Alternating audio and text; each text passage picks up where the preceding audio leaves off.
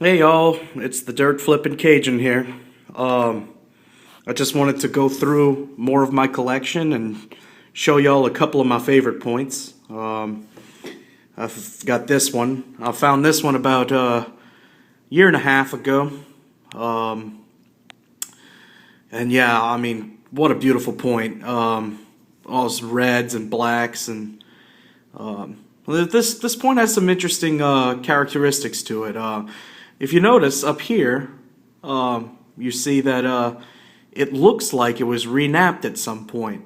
I don't know if this was an older point that they renapped um, and there's more fresh material showing, but my theory is, if you see, it's got this black, kind of has these black flecks in it, almost like it was in a fire.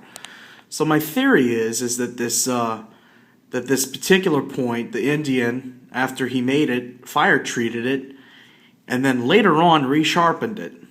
I don't know if that's accurate or not. You guys can let me know if that's a typical thing that happens. I've never seen a point with like that before. That's reworked like that. I mean, you get modern points. Sometimes you find people who'll sell points, and they'll be real points, but they'll nap on them to make them look better so that they sell for more.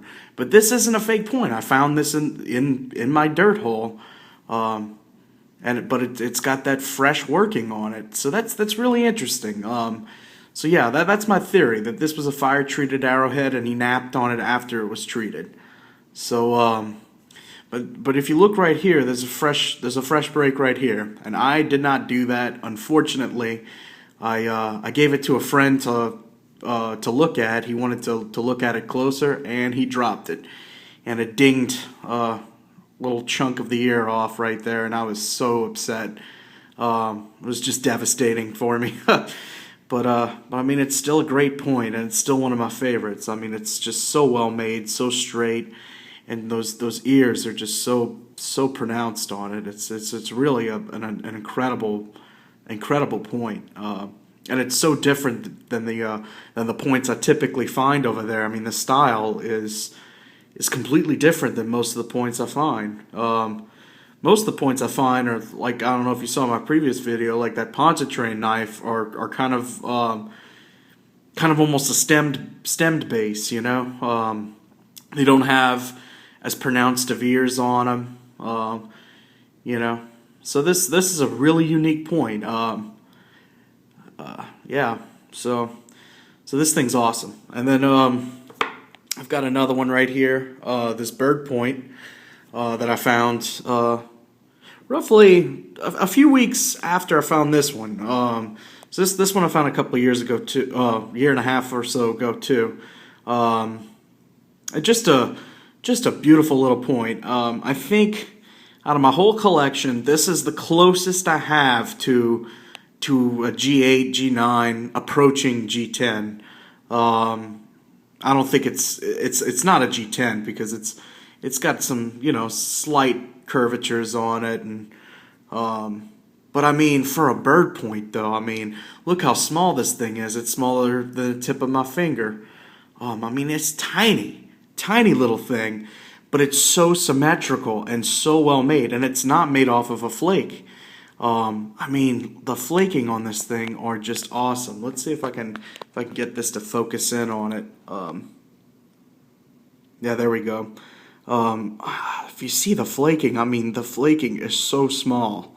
I mean, this took some incredible workmanship, and what a unique little bird point. I mean, I've never seen any like this before.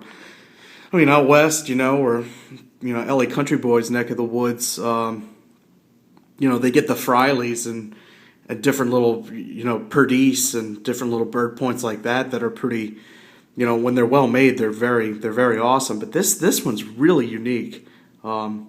If you could tell me what type of points both of these are, I would very much appreciate it. I'm not sure. I'm still learning, you know, the different types of points. I mean, of course, I know the classics like, you know, Clovis, Dalton, Hardens, you know, that kind of thing. all the paleo points, and I'm getting to know more about the points of my area and what they're called and what time period they're from. But if y'all could help me out in identifying these, I would very much appreciate it. But these are among my favorite points because they're just so beautiful and so well made, and yeah, they're among the best of my collection. So I have others that are really cool and important to me, but these two really stand out because of their uniqueness and their beauty. So and their craftsmanship. So, anyways, hope you enjoyed. Always, God bless and happy hunting.